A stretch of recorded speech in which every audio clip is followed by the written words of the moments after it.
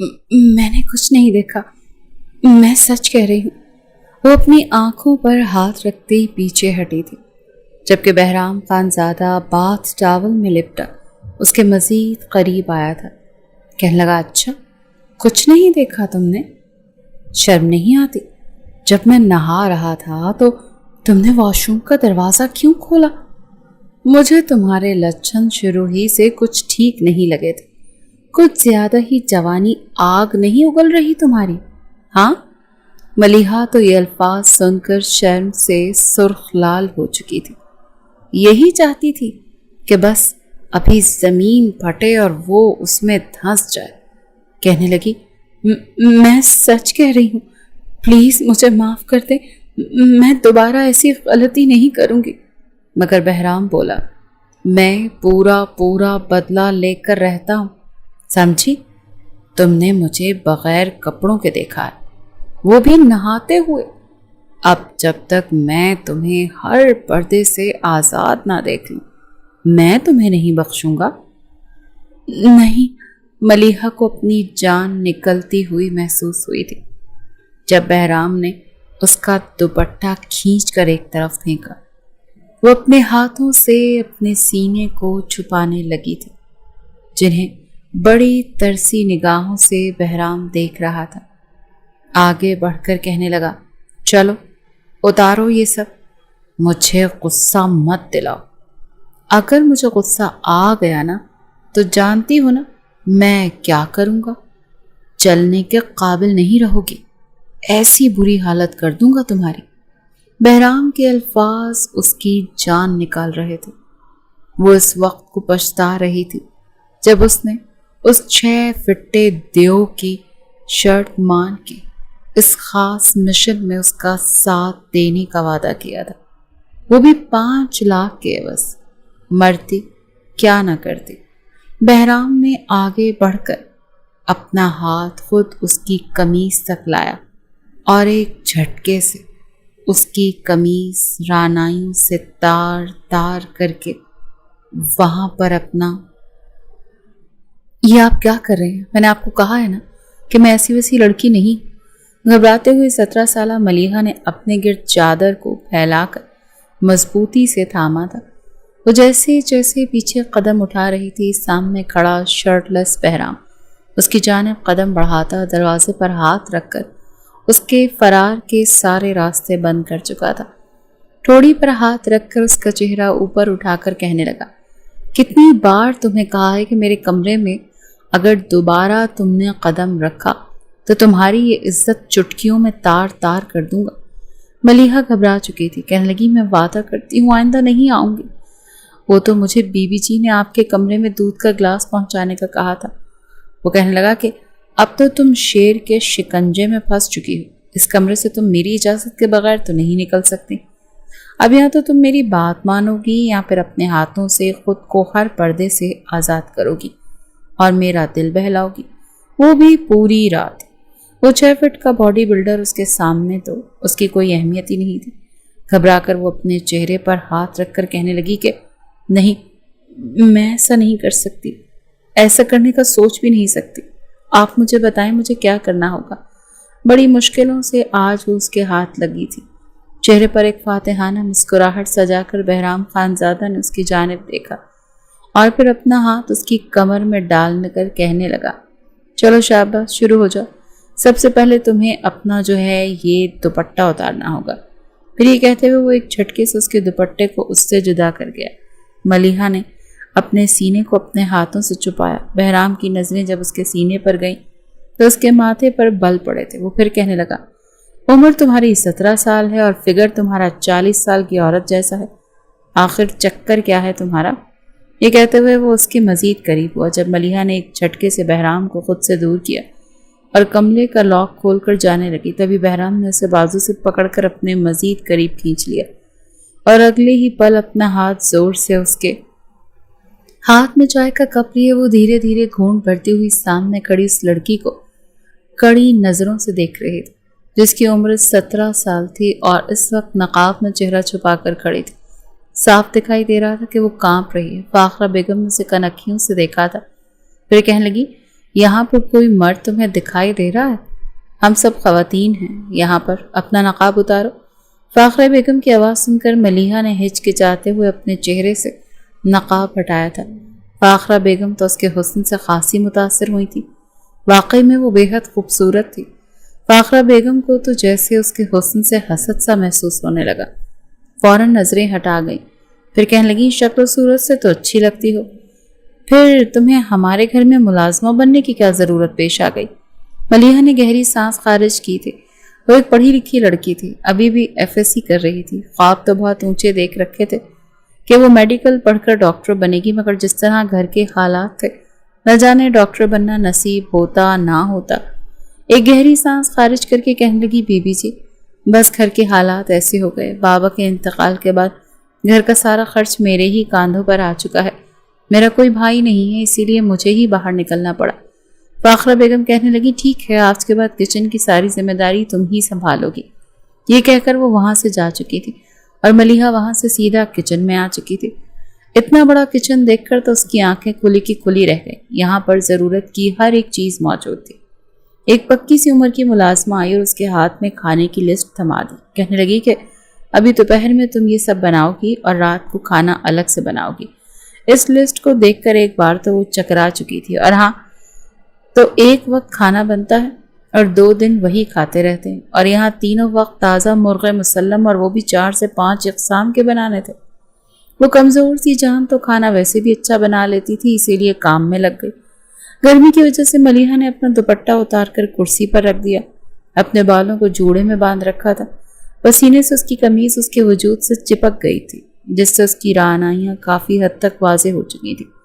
اپنے ہی دھیان میں وہ کام کر رہی تھی جب آفس سے واپس آیا بہرام گھر میں داخل ہوا۔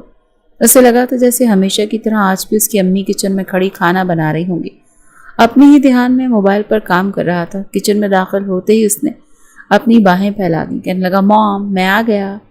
اس کی عادت تھی جب بھی گھر آتا تو اپنی ماں کو گلے سے لگا کر ان کے ماتھے پر بوسہ دیا کرتا تھا۔ موبائل کو فوراً جیب میں ڈال کر جیسے ہی اس نے اپنی باہیں پھیلائیں تو ملیحہ کی چیخ نکلی تھی۔ گھبرائے ہوئے انداز میں اس نے ہنڈیا کا چمچہ اٹھا کر فوراً بہرام کی طرف کیا تھا۔ بہرام بھی ایک پل کو ہڑبڑا سا گیا، وہیں شرمندہ بھی ہو چکا تھا۔ اس نئی لڑکی کو دیکھ کر کہنے لگا تم یہاں پر کیا کر رہی ہو؟ وہ کہنے لگی آپ کو شرم نہیں آتی؟ مجھے گلے لگانے کا سوچ بھی کیسے سکتے ہیں آپ؟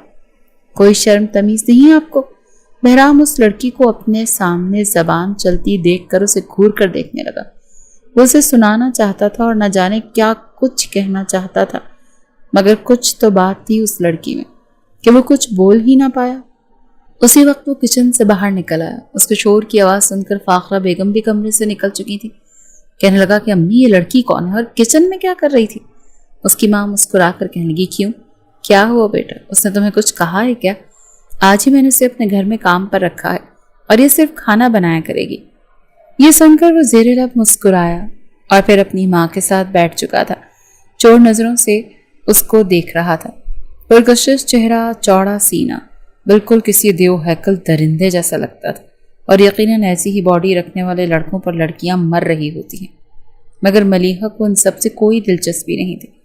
بہرام اس لڑکی کو سر سے پیر تک دیکھنے کے بعد نہ جانے کیوں اسے تنگ کرنے کا کوئی بہانہ ہاتھ سے جانے نہیں دینے والا تھا۔ اس سے پہلے اس گھر میں جتنی بھی ملازمائیں تھیں وہ سبھی بڑی عمر کی تھیں اور وہ سب واجبی سی شکل و صورت کی تھیں۔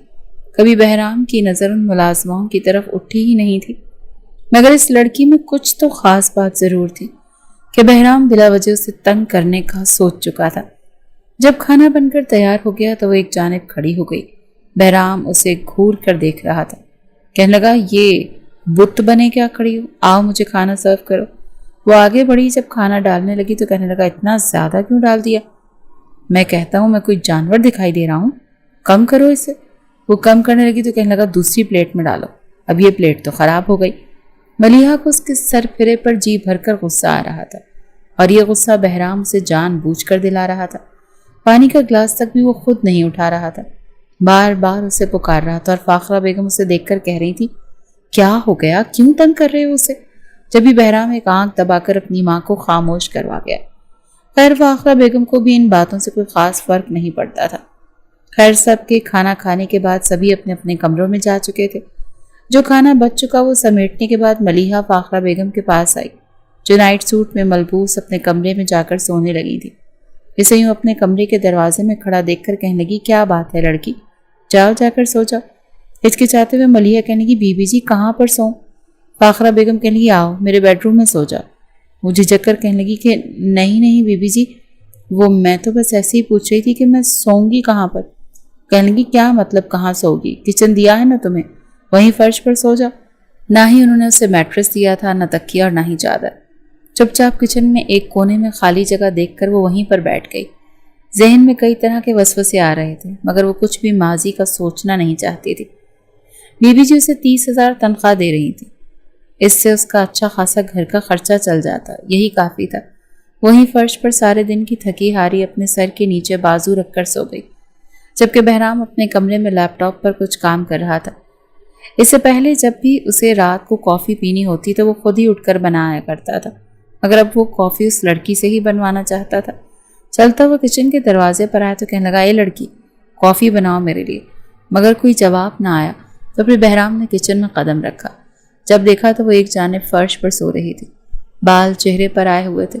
اسے یوں فرش پر سوتا دیکھ کر بہرام کو کچھ ہوا تھا۔ گھر میں سرونٹ کوارٹر خالی تھے، اس لڑکی کو وہاں پر سونے کے لیے کیوں نہیں کہا گیا؟ وہ چلتا وہ اس کے قریب آیا اور غور سے اس کی طرف دیکھنے لگا۔ اس کے چہرے پر چھائی معصومیت، بہرام کا دل بے چین ہونے لگا تھا۔ اس کے قریب میں ہی فرش پر گھٹنوں کے بل بیٹھ گیا اور اپنے ہاتھ سے اس کے چہرے پر آئے بالوں کو پیچھے ہٹانے لگا۔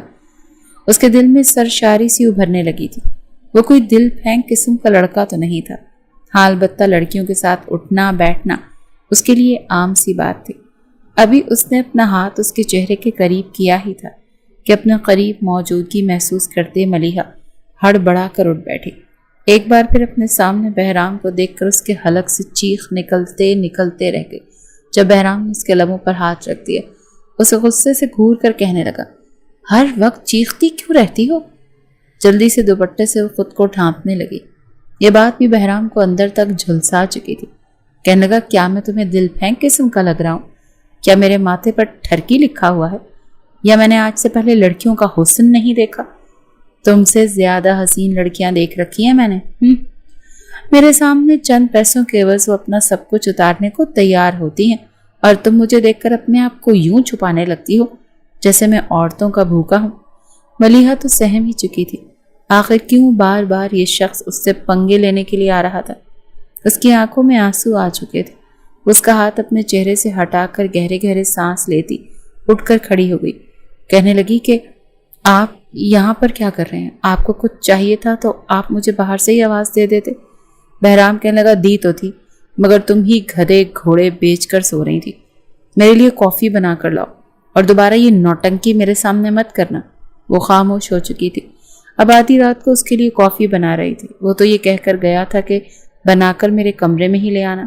رات کے تقریباً 11:15 بج رہے تھے جب لڑکھڑاتے ہوئے قدموں سے وہ کافی بنا کر اس کے دروازے کے قریب لے کر گئی۔ دروازے پر ہلکی سی دستک دی تو وہ کہنے لگا، اندر آ جاؤ۔ ہچکچاتے ہوئے وہ اندر داخل ہوئی تو سامنے بہرام بیڈ پر ٹیک لگائے بیٹھا تھا۔ شرٹ کا نام و نشان موجود نہیں تھا، اس وقت اس نے صرف شارٹس پہن رکھی تھی۔ یہ دیکھ کر تو ملیحہ کا چہرہ سرخ ہونے لگا۔ فوراً وہ رخ بدل کر کھڑی ہو گئی۔ اسے یوں کرتا دیکھ بہرام کے چہرے پر ایک شیطانی سی مسکراہٹ چھا گئی۔ کہنے لگا کہ کیا ہو گیا، ادھر کیوں چہرہ کر لیا؟ میں یہاں پر بیٹھا ہوں، لاؤ مجھے کافی دو۔ کہنے لگی، نہیں میں آپ کو نہیں دیکھ سکتی، آپ کی کافی ایسے ہی مجھ سے لے لیں۔ بہرام چلتا ہوا اس کے پیچھے اٹھ کر کھڑا ہو چکا تھا، اپنی گہری سانسیں اس کی گردن پر نچھاور کرنے لگا۔ ملیحہ کو تو لگا تھا کہ جیسے وہ وہیں بے ہوش ہو کر گر جائے گی۔ جب اس نے اس کی کمر سے اپنا ہاتھ آگے لاتے ہوئے وہ کافی کا مگ پکڑا تھا اور پھر گھونٹ بھر کر کہنے لگا، اچھی کافی بنائی ہے، آج کے بعد روز رات کو اس وقت تم مجھے یہ کافی لا کر دیا کرو گی۔ ملیحہ تو بغیر پیچھے مڑ کر دیکھے وہاں سے بھاگ گئی تھی۔ کچن میں آ کر دوبارہ فرش پر بیٹھ گئی۔ بڑی مشکلوں سے اسے دوبارہ اس کی آنکھ لگی تھی۔ اگلی صبح بہرام جب آفس گیا تو اس پر ایک بم پھوٹ چکا تھا۔ اس کا دوست، جسے وہ دوست سمجھتا تھا، آستین کا سانپ نکلا تھا۔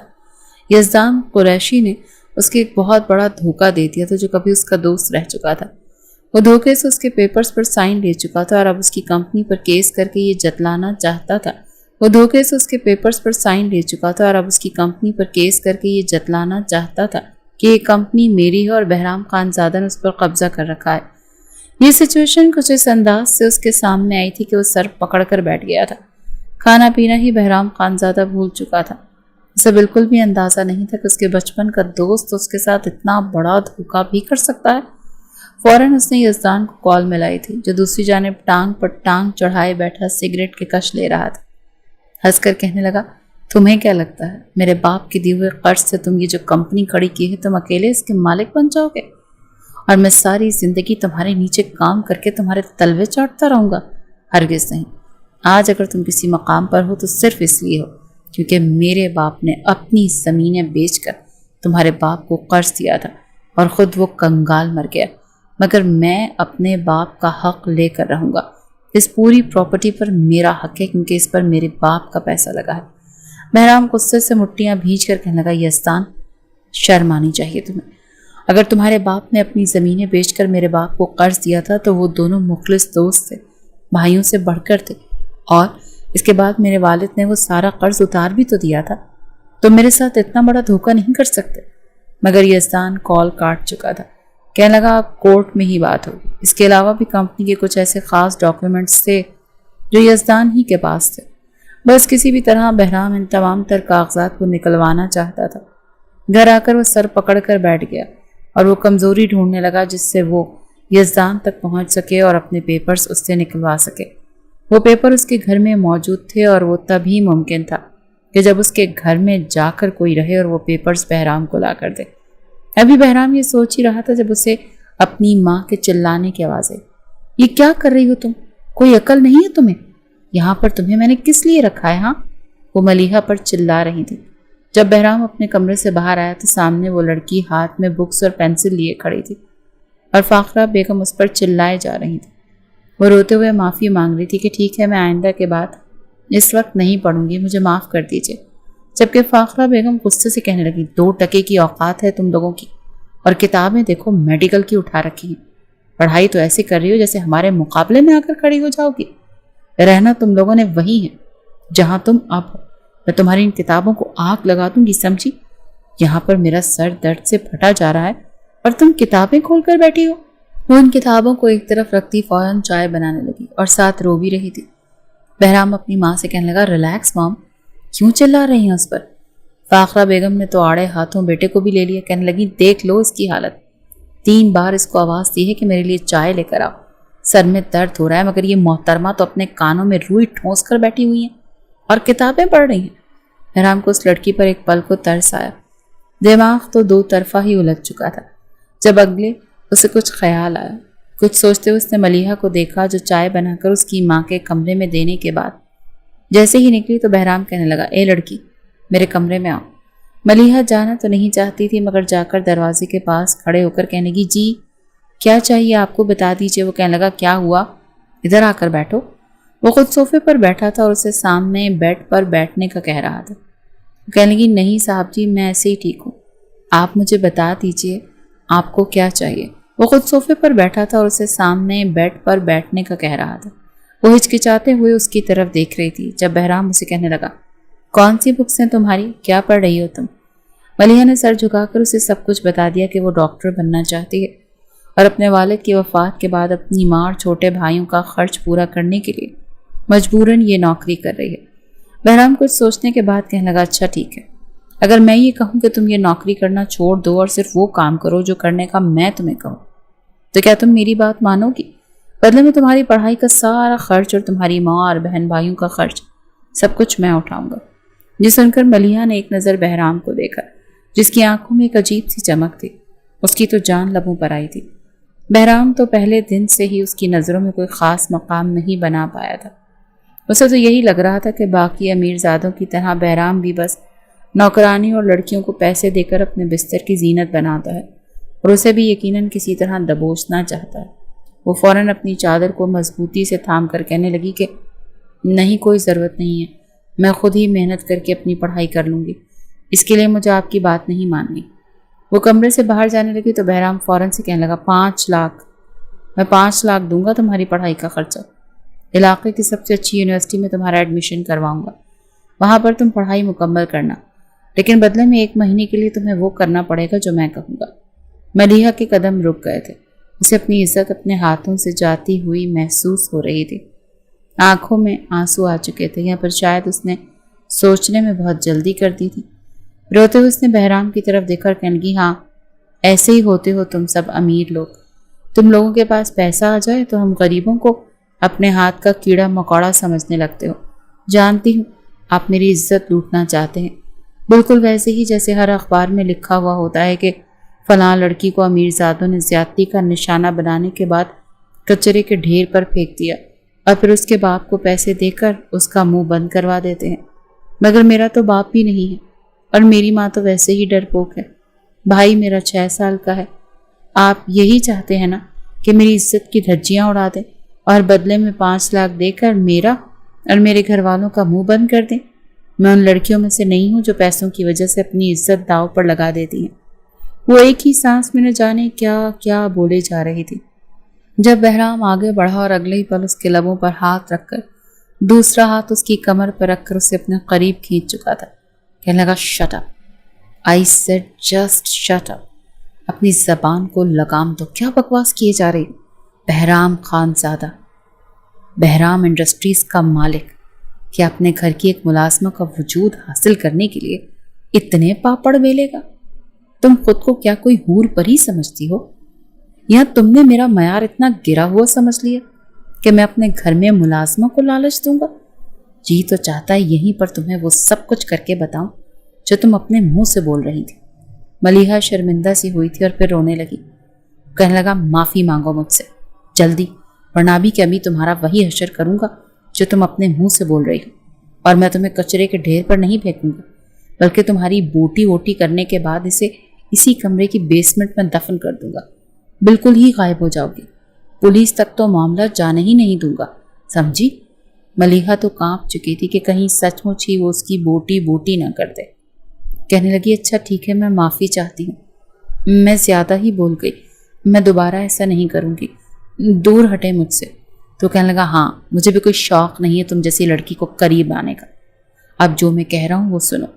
मलीहा उसकी जानिब देख रही थी जब बहराम खानजादा ने बोलना शुरू किया। जैसे जैसे वो बोल रहा था मलीहा के कानों से धुआं निकल रहा था। कहने लगी, मैं ये सब कुछ कैसे कर सकती हूँ? देखें, तरबूजा छुरी पर गिरे या छुरी तरबूजे पर गिरे, कटना तो तरबूजे को ही होता है ना।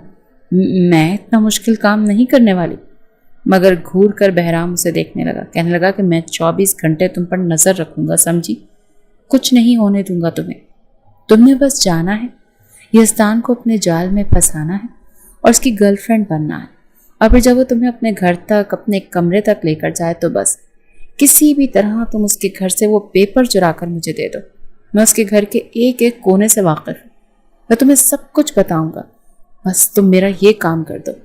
मलीहा एक बार को तो खामोश हो चुकी थी।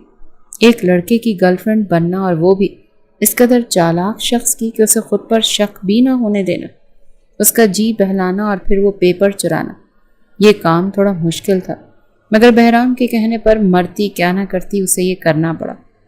मगर अगले ही रोज़ प्लान के मुताबिक वो सुबह सुबह उठकर फाखरा बेगम के पास गई। कहने की, बीबी जी मुझे एक और अच्छे घर में काम मिल गया, वो लोग 40,000 तनख्वाह दे रहे हैं, इसीलिए मैं आपकी नौकरी छोड़कर जा रही हूँ।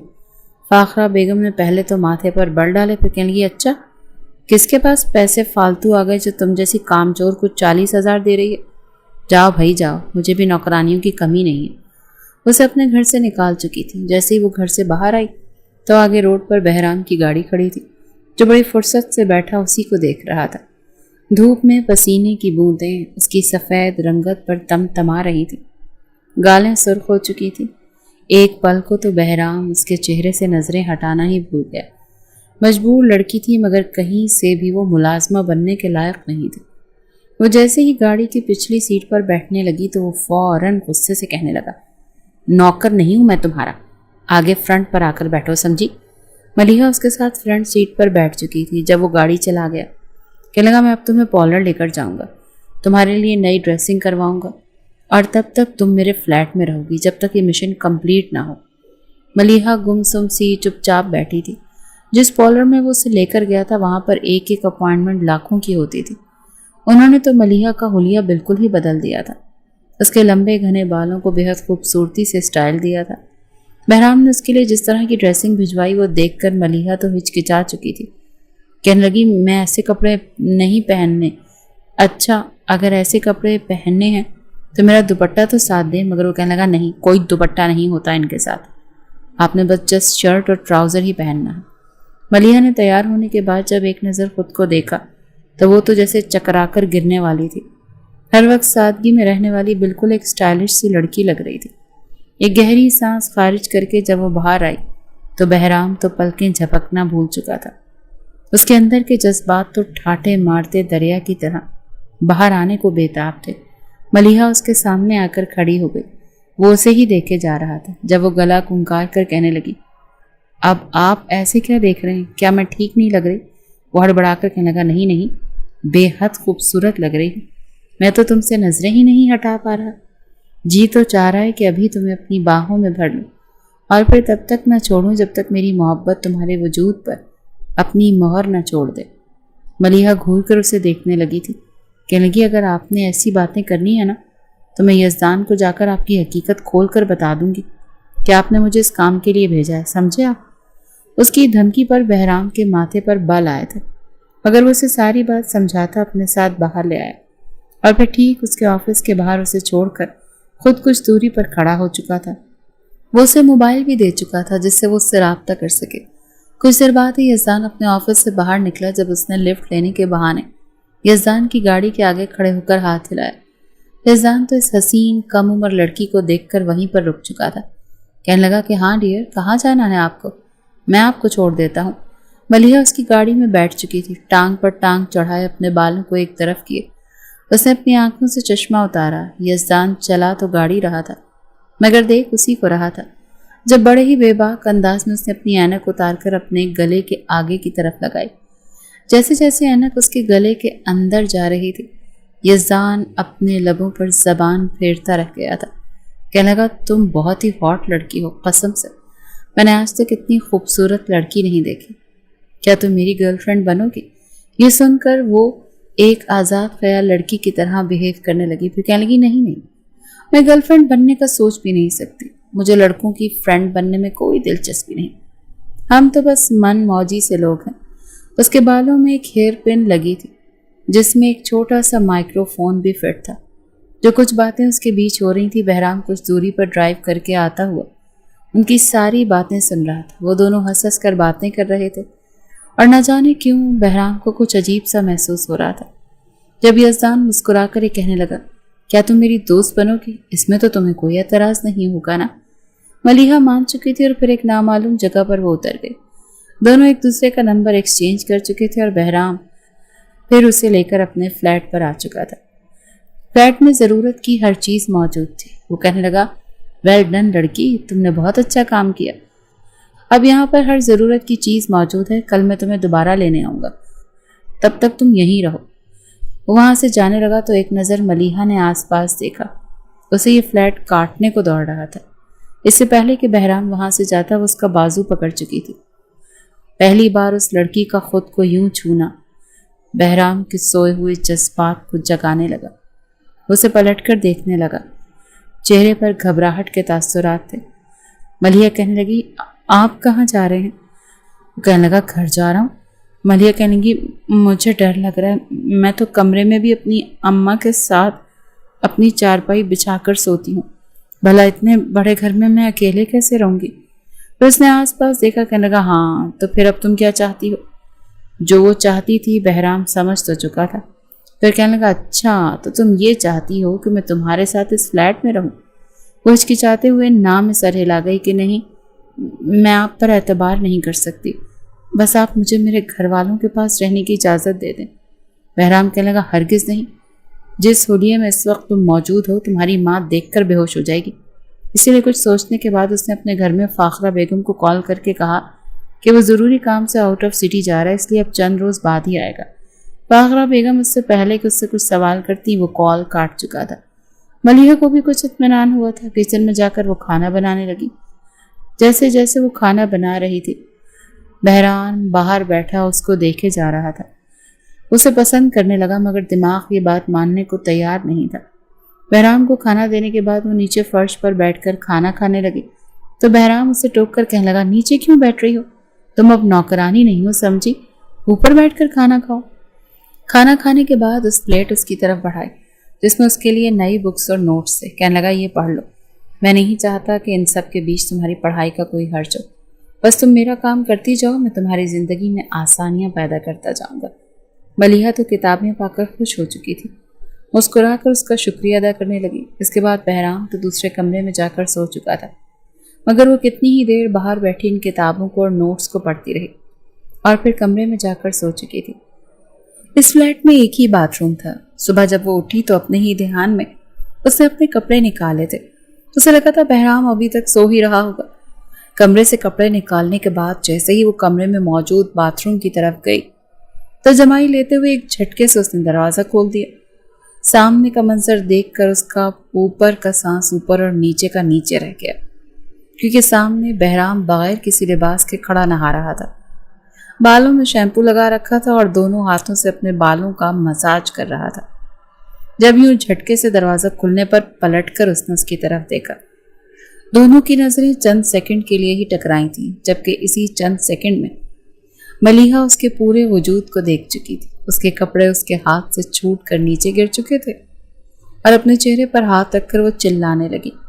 چیختی ہوئی فوراً وہاں سے بھاگ گئی تھی، مگر باتھ روم کا تھوڑا بہت پانی باہر بھی آ چکا تھا، جس سے سلپ ہو کر وہ منہ کے بل گری تھی۔ بڑی مشکل سے اٹھ کر سلپ ہوتی بھاگ کر وہ دوسرے کمرے میں آ کر بیٹھ چکی تھی۔ ابھی تک اسے اپنی آنکھوں کے آگے ہاتھ رکھا ہوا تھا۔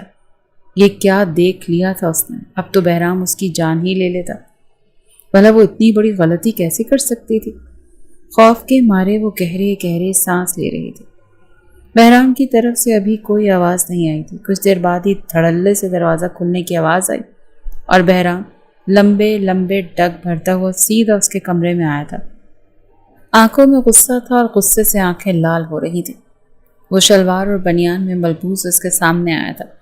خوف کے مارے ملیحہ بیڈ سے اٹھ کر کھڑی ہو گئی، اپنے ہاتھ اپنے چہرے پر رکھے ہوئے کہنے لگی، معاف کر دیں مجھے، پلیز پلیز، میں نے جان بوجھ کر کچھ نہیں کیا۔ مجھے تو لگا آپ تو دن کے 10-12 بجے اٹھیں گے، آپ کو تو 7 بجے اٹھنے کی عادت نہیں ہے، اسی لیے میں اپنے دھیان میں دروازہ کھول گئی۔ آپ کو بھی تو دروازہ لاک کرنا چاہیے تھا نا، اس میں بھلا میری کیا غلطی ہے؟ دیکھیے میں نے آپ کا کچھ بھی نہیں دیکھا، میں سچ کہہ رہی ہوں، میں نے آپ کا کچھ بھی نہیں دیکھا، پلیز دور رہیں مجھ سے۔ وہ گھبراتے ہوئے یہ سب کچھ بول رہی تھی جب بہرام مٹھیاں بھینچ کر آگے بڑھا اور کہنے لگا، اچھا تم نے کچھ نہیں دیکھا میرا؟ پورے 5 سیکنڈ تک تمہاری آنکھیں میرے پورے وجود پر رینگتی رہیں اور تم کہہ رہی ہو تم نے میرا کچھ نہیں دیکھا؟ شرم نہیں آتی تمہیں؟ دن دہاڑے ایک شریف عزت دار لڑکی کی عزت کو دیکھتی ہو؟ بس اب حساب تبھی برابر ہوگا جس طرح تم نے مجھے دیکھا ہے، ٹھیک ویسے اب میں بھی تمہیں دیکھوں گا۔ ملیحہ کو تو جان کے لالے پڑتے ہوئے محسوس ہوئے۔ کہنے کی شرم نہیں آتی آپ کو؟ ایک لڑکی کے ساتھ ایسی بات کرتے ہیں؟ وہ اپنے سینے پر فوراً ہاتھ رکھ چکی تھی۔ بہرام آگے بڑھتا کہنے لگا، نہیں، یہاں پر تمہارے اور میرے علاوہ تو اور کوئی بھی نہیں ہے، میں حساب برابر کرتا ہوں، بدلہ لے کر رہتا ہوں۔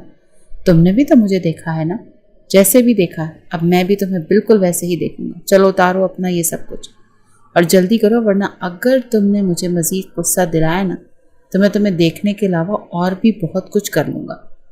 یہاں پر تمہارے اور میرے علاوہ اور کوئی بھی نہیں ہے، اور یہاں کے در و دیوار بھی ساؤنڈ پروف ہے، تمہاری چیخیں دور دور تک سننے والا کوئی نہیں ہوگا۔ وہ تو یوں تھی جیسے کاٹو تو خون نہ نکلے۔ ایک کونے میں کھڑی ہو کر کہنے لگی، نہیں پلیز ایسا کچھ مت کریں، میں مر جاؤں گی۔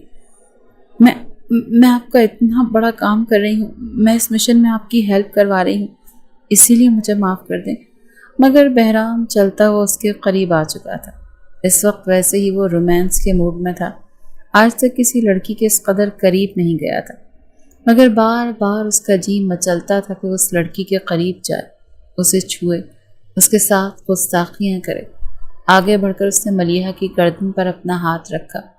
اس کا لمس پا کر ملیحہ بھی یوں تھی جیسے ابھی بے ہوش ہو جائے گی۔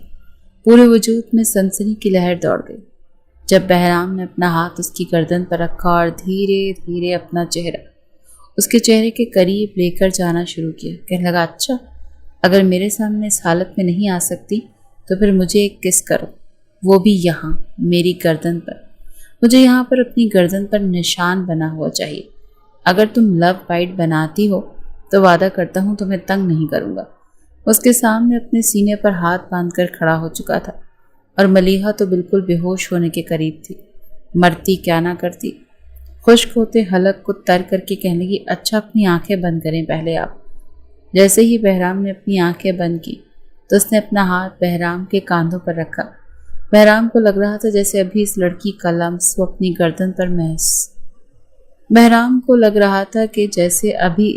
کا لمس وہ اپنی گردن پر محسوس کرے گا، مگر تبھی بجائے اسے کس کرنے کے اسے دھکا دے کر کمرے سے باہر بھاگی تھی اور کمرے کو باہر سے لاک کر چکی تھی۔ بہرام کو اس لڑکی سے اس چالاکی کی امید نہیں تھی، کہنے لگا دروازہ کھولو، جانتی ہو نا مجھے، میں تمہارا سانس روک دوں گا، دروازہ کھولو۔ مگر وہ کہنے کی نہیں کھولوں گی، ایک ہی شرط پر کھولوں گی کہ آپ دوبارہ میرے ساتھ اس طرح کی کوئی حرکت نہیں کریں گے۔ بہرام کی آج ضروری میٹنگ تھی اور آدھا گھنٹہ وہ اس کمرے میں ہی گزار چکا تھا۔ آخرکار اس لڑکی کے سامنے اسے ہار ماننی پڑی۔ کہنے لگا اچھا ٹھیک ہے میری ماں، وعدہ کرتا ہوں دوبارہ تمہارے قریب نہیں آؤں گا، مگر جو بے شرمی والی حرکت تم نے میرے ساتھ کی ہے نا، میں اس کا بدلہ تو تم سے سود سمیت لے کر رہوں گا۔ وہ دروازہ کھول چکی تھی مگر ہاتھ اس نے ابھی بھی گلدان اٹھا رکھا تھا۔ بہرام اس کی حالت دیکھ کر ہنسا تھا، پھر لب کاٹ کر کہنے لگا تمہیں بخشوں گا نہیں لڑکی، ایک دفعہ میں اپنا مطلب ذرا پورا کر لوں، پھر دیکھنا تمہاری حالت کیا کرتا ہوں۔ شام کو وہ اسے لے کر پھر اسی مقام پر آ چکا تھا جہاں پر یزدان سے اس نے ملنا تھا۔ یزدان اس کے پاس بیٹھا کبھی باتیں کرتا تو کبھی اس کا ہاتھ پکڑتا۔ ملیحہ کو دل ہی دل میں اب بہرام کا چھونا تو اچھا لگنے لگا تھا، مگر یزدان کے چھونے پر اسے عجیب سی بے چینی محسوس ہونے لگتی تھی۔ جس طرح اسے بہرام نے سمجھایا تھا وہ ویسے ویسے کرتی جا رہی تھی۔ یہ بات تو وہ بھی جانتا تھا کہ یزدان کی کمزوری خوبصورت لڑکیاں ہیں۔ یزدان بار بار اس کے قریب آنے کی کوشش کرتا مگر ملیحہ جس حد تک ہو سکتا تھا اسے خود سے دور رکھ رہی تھی۔ 20 دن ان کی اس دوستی کو گزر چکے تھے جب یزدان بھی اس کی معصومیت پر دل کے ہاتھوں مجبور ہو چکا تھا۔ وہ کسی بھی طرح اسے پانا چاہتا تھا۔ اس شام وہ اسے اپنے ساتھ گھر لے گیا، کہنے لگا آج کی شام میں تمہارے ساتھ گزارنا چاہتا ہوں۔ ملیحہ مسکرا کر مان تو چکی تھی مگر تھوڑی سی گھبرا بھی رہی تھی۔ اس نے یزدان کی نظروں سے بچ کر بہرام کو میسج کیا کہ وہ اسے گھر لے کر جا رہا ہے۔ بہرام کو بھی بے چینی سی محسوس ہوئی تھی۔ اگر یزدان نے اپنی حدود کراس کرنا شروع کر دی اور ملیحہ خود کو اس سے بچا نہ پائی، یہ سوچ کر ہی بہرام کی جان پر بنائی تھی۔ وہ اس لڑکی پر دل و جان ہار چکا تھا اور اسے اب احساس ہو رہا تھا کہ وہ اپنی محبت کو کسی اور مرد کے ساتھ برداشت نہیں کر پائے گا۔ یزدان جب گاڑی سے اترا تو اس نے اپنا ہاتھ ملیحہ کی کمر پر رکھا، پھر اسے اپنے گھر میں لے آیا اور سب سے پہلے ڈائمنڈ رنگ نکال کر اسے پہننے کو لیے دی تھی۔ ہاتھ میں انگوٹھی پہنانے کے بعد اس کے ہاتھ پر اپنے لب رکھ چکا تھا۔ جب ملیحہ نے اس سے اپنا ہاتھ چھڑوایا تھا، مسکرا کر کہنے کا ڈارلنگ ہاتھ پکڑنے پر کیوں ہاتھ جھٹک رہی ہو؟ ابھی تو میں نے تمہارے ساتھ بہت سی منزلیں طے کرنی ہیں۔ یقین مانو میں نے آج تک بہت سی لڑکیوں کے ساتھ دوستی کی، وقت گزارا، مگر جو بات تم میں ہے وہ ان میں سے کسی میں بھی نہیں تھی۔ میں چاہتا ہوں کہ ہم دونوں کا یہ ریلیشن لانگ ٹرم چلے، بدلے میں تم جو کہو گی میں وہ کروں گا۔ وہ اسے اپنے کمرے تک لے آیا تھا۔ جب مسکرا کر وہ کہنے لگی آپ بیٹھیں، میں خود آپ کے لیے اپنے ہاتھوں سے ڈرنک بناؤں گی۔ یزدان بھی مسکرا کر بیٹھ چکا تھا جب وہ سیدھا کچن میں گئی۔ اس کے پرس میں سے ایک دوا موجود تھی جو بہرام نے ہی اسے دی تھی۔ اس نے جب یزدان کے لیے ڈرنک تیار کیا تو اس میں اس کا تھوڑا سا حصہ شامل کر چکی تھی۔ ایسا کرنے کے بعد وہ سیدھا وہاں آئی تھی جہاں پر یزدان بیٹھا تھا اور اس نے وہ گلاس اس کی طرف بڑھا دیا۔ مسکرا کر یزدان نے اس کی طرف دیکھا۔ جو گلاس ملیحہ نے اس کی طرف بڑھایا تھا وہ پینے کے بجائے اس نے اپنے والا گلاس اس کی طرف بڑھا دیا۔ کہنے لگا کہ میں تمہیں اپنے ہاتھوں سے یہ جوس پلاؤں گا۔ ملیحہ کے تو طوطے اڑے تھے۔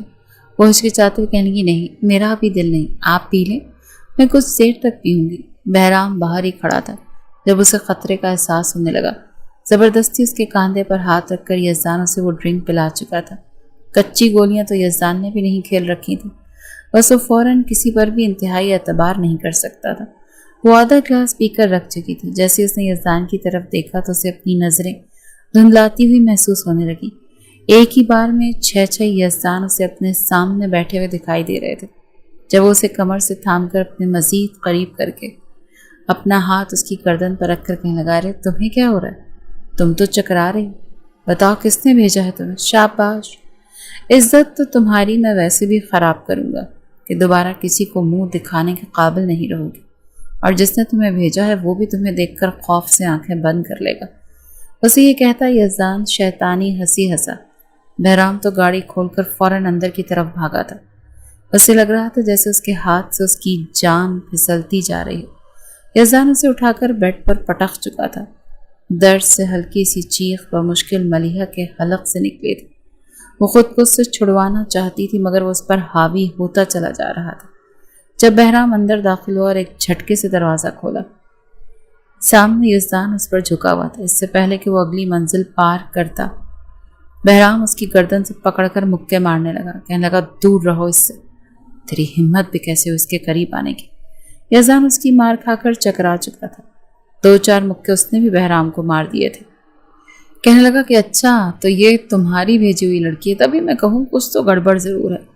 اچھا ہوا تم خود ہی میرے سامنے آ گئے، اب تم بھی گولیاں کھاؤ گے اور یہ بھی۔ دونوں کو میں آج ہی یہاں زندہ واپس جانے نہیں دوں گا۔ لگتی کیا ہے تمہاری یہ؟ کرائے کی لانڈی لی ہوئی ہے تاکہ مجھے پھانس سکو۔ یہ لفظ سن کر بہرام اس کے منہ پر زوردار تھپڑ مار چکا تھا۔ کہنے لگا خبردار، جو تم نے سے ایسا کچھ کہا تھا، چپ چاپ عزت سے میرے پیپرز مجھے واپس کر دو ورنہ اچھا نہیں ہوگا۔ وہ بیڈ پر بے ہوشی کی حالت میں سر پکڑ کر لیٹی تھی اور یہاں یزدان اور بہرام ہاتھا پائی کر رہے تھے۔ بہرام کو یوں بپھرا دیکھ کر یزدان کہنے لگا، لگتا ہے بہت خاص چکر ہے تیرا اس لڑکی کے ساتھ۔ مزہ تو تب آئے گا جب تیرے سامنے میں اس لڑکی کی عزت کی دھجیاں اڑاؤں گا۔ میں ایک ایک پردہ اس کے وجود سے جدا کروں گا اور اس کی ان حسین رعنائیوں پر اپنے لب رکھوں گا۔ اس کا نازک حصہ میرے لبوں میں قید ہوگا اور میں اپنی ساری شدتیں اس کے وجود پر انڈیل دوں گا۔ یہ سن کر تو بہرام کا خون کھولا تھا۔ وہ چلایا اور پھر تھپڑوں پر تھپڑ اسے مارنے لگا۔ اس کے پیٹ میں مکے مارے یہاں تک کہ یزدان کے دانت ٹوٹ کر باہر گر چکے تھے۔ اس نے سائڈ ٹیبل سے گلدان اٹھا کر اس کے سر پر مارا تھا۔ کانچ کا گلدان تھا، یزدان کے سر میں وہ کانچ پیوست ہو چکا تھا۔ درد سے چلاتا ہوا وہ وہیں تڑپ کر بے ہوش ہو گیا۔ بیڈ پر وہ بے ہوش پڑی تھی۔ بہرام نے فوراً اس کے کمرے کی تلاشی لینا شروع کر دی۔ جب ایک جانب الماری کے تراز میں سے وہ پیپرز مل چکے تھے، پیپرز اور ملیحہ کو اٹھا کر وہ باہر آ چکا تھا۔ ملیحہ ابھی تک بے ہوش تھی۔ جب اسے ہوش آیا تو وہ اسی فلیٹ میں موجود تھی۔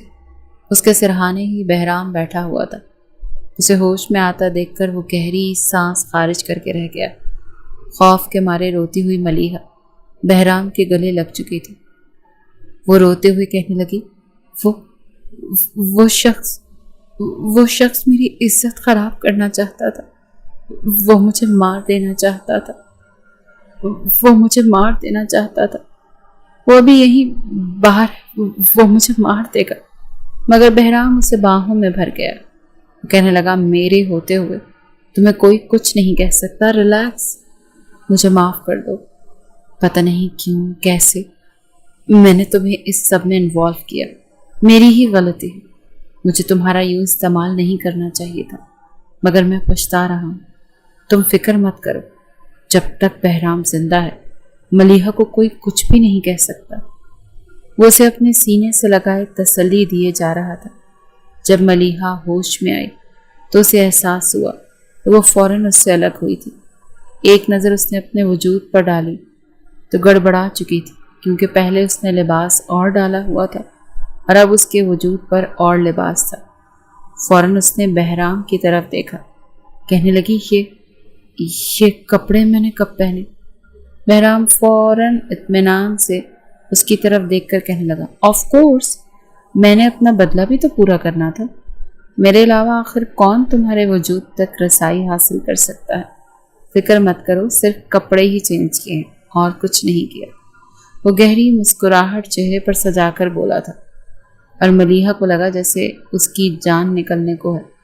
وہ تو کچھ کہہ بھی نہ پائی تھی کہ تبھی دھڑلے سے دروازہ کھلا تو دونوں نے پلٹ کر پیچھے دیکھا۔ عقب میں فاخرہ بیگم کھڑی تھی۔ بیڈ پر بہرام بیٹھا تھا اور بغیر دوپٹے کے بال کھولے ملیحہ اس کے سامنے کھڑی تھی۔ فاخرہ بیگم تو یقین ہی نہیں کر پائی۔ وہ تو سمجھ رہی تھی کہ ان کا بیٹا دوسرے شہر کسی کام سے گیا ہوا ہے، مگر ان کے ایک جاننے والے نے ہی انہیں بتایا کہ وہ تو بہرام کو اس طرف اکثر آتے جاتے دیکھتے رہتے ہیں۔ فاخرہ بیگم اس فلیٹ کے بارے میں تو جانتی تھی، یہیں اچانک اس کے فلیٹ میں آ چکی تھی اور سامنے اپنے گھر کی نوکرانی اور اپنے بیٹے کو دیکھ کر ان کا دماغ چکرا چکا تھا۔ وہ کہنے لگی، یہ سب کچھ کیا ہے بہرام؟ تم اس 2 ٹکے کی نوکرانی کے ساتھ اس گھر میں کیا کر رہے ہو؟ اور یہ تمہارے بیڈ روم میں تمہارے بیڈ پر کیا کر رہی؟ جواب دو مجھے۔ خوف سے ملیحہ گھبرا چکی تھی۔ جب فاخرہ بیگم نے اس پر ہاتھ اٹھانا چاہا مگر بہرام وہ ہاتھ پکڑ چکا تھا۔ کہنے لگا، موم، بیوی ہے یہ میری، آپ اسے کچھ مت کہیے، جو بھی کہنا ہے مجھے کہیے۔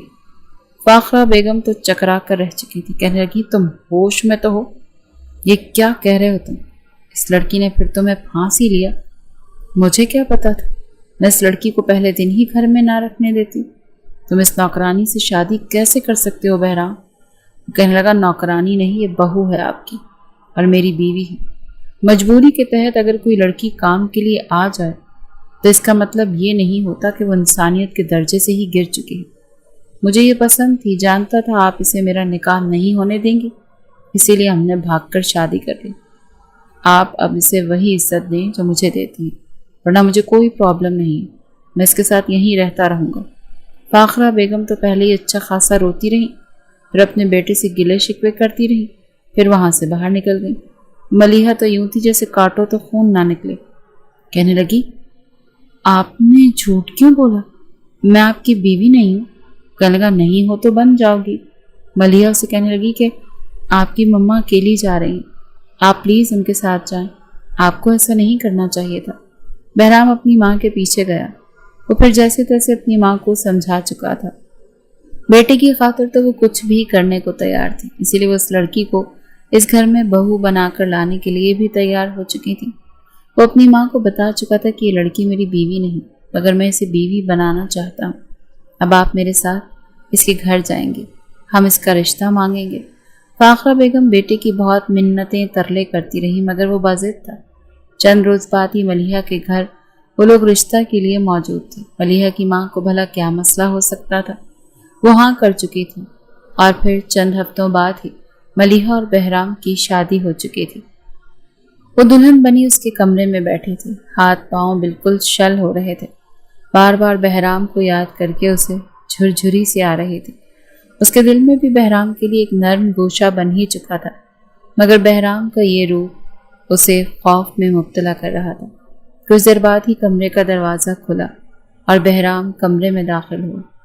اس نے منہ دکھائی میں اسے خوبصورت ڈائمنڈ کا نیکلس گفٹ کیا تھا اور اپنے ہاتھوں سے اسے پہنایا بھی تھا۔ کہنے لگا، بہت جچ رہا ہے تم پر، جیسے کہ تمہارے لیے ہی بنا ہو۔ میں نہیں جانتا میں تمہیں پوری زندگی میں کتنی خوشیاں دوں گا، مگر ہاں یہ ضرور کہوں گا کہ تمہیں کبھی میری وجہ سے رونا نہیں پڑے گا۔ پھر وہ اس کے ہاتھوں کو اپنے لبوں سے لگا گیا اور پھر اپنی اتنی حسین دلہن کو دیکھ کر وہ بے قابو سا ہونے لگا تھا۔ اس کے مزید قریب آیا اور اسے کھینچ کر قریب کرتا، اس کے گالوں پر اپنے لب رکھ کر کہنے لگا، میرا لمس تمہیں پریشان تو نہیں کر رہا؟ میں تمہیں چھو سکتا ہوں نا میری جان؟ وہ دھیرے سے کچھ کسمسائی تھی، پھر جھجکتے ہوئے کہنے لگی، کیا آپ کو میری نازک سی جان پر رحم نہیں آئے گا؟ خود کو دیکھیں، کتنے ہٹے کٹے ہیں آپ، اور میں معصوم سی جان، آپ تو مجھے پہلی بار میں ہی مار دیں گے۔ اس نے اپنے اندیشے ظاہر کیے تھے۔ جب ہنس کر بہرام کہنے لگا، اتنا بھی نازک مت بنو تم، اب میری بیوی ہو، میں تمہارا ہوں، اور آج کی رات میں تمہاری یادگار بنانا چاہتا ہوں۔ دیکھنا سب کچھ اتنے اچھے سے ہوگا کہ تمہیں کچھ محسوس بھی نہیں ہوگا۔ پھر کہنے لگا، چلو شاباش، آج ہی تو وہ وقت آیا ہے جب میں اپنا بدلہ پورا کر سکتا ہوں۔ ملیحہ نہ سمجھی سے اسے کہنے لگی، کیا مطلب؟ کون سا بدلہ؟ وہ کہنے لگا، کیوں یاد نہیں ہے تمہیں وہ دن جب دھڑلے سے باتھ روم کا دروازہ کھول کر اندر گھس آئی تھی۔ آج میری باری ہے۔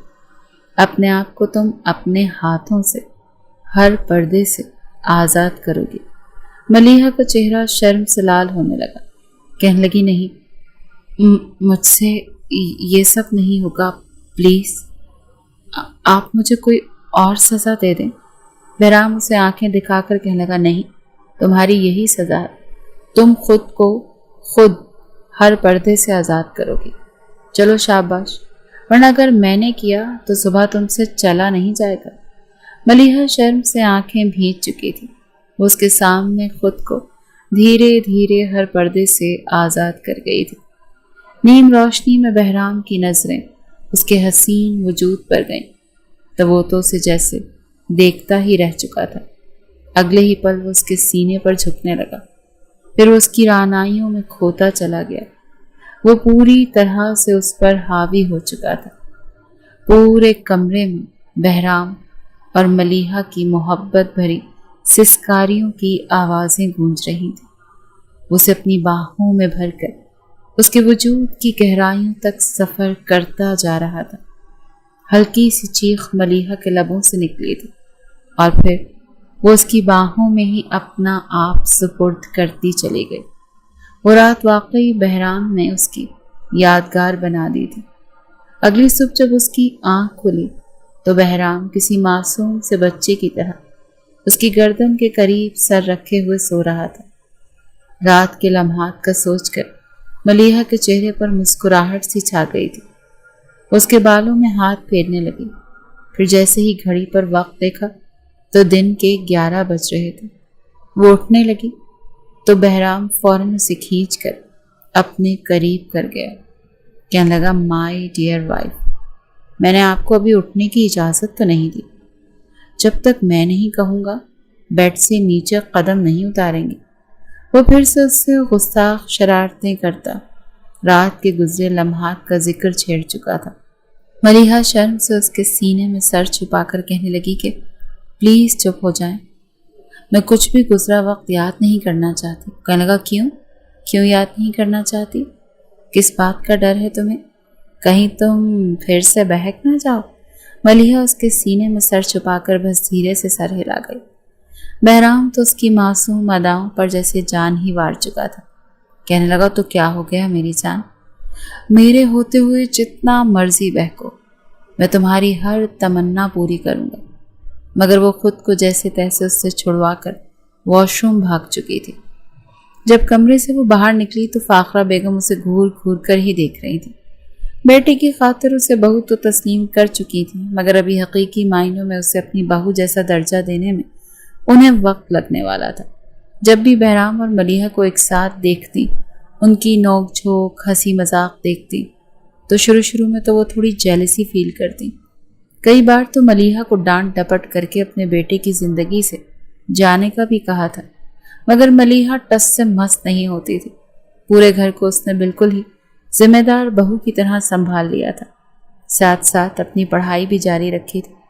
فاخرہ بیگم نے تو صاف کہہ دیا تھا بس اب اگر تم نے شادی کر ہی لی ہے اس لڑکی سے تو اسے کہو اب مجھے پوتا بھی پیدا کر کے دے، میں اب اپنے پوتے کا چہرہ دیکھنا چاہتی ہوں۔ مگر بہرام منع کر چکا تھا۔ کہنے لگا ماں، ملیحہ اپنی زندگی میں کچھ کرنا چاہتے ہے، کچھ بننا چاہتے ہے، اور میں اس کے یہ خواب ضرور پورے کروں گا۔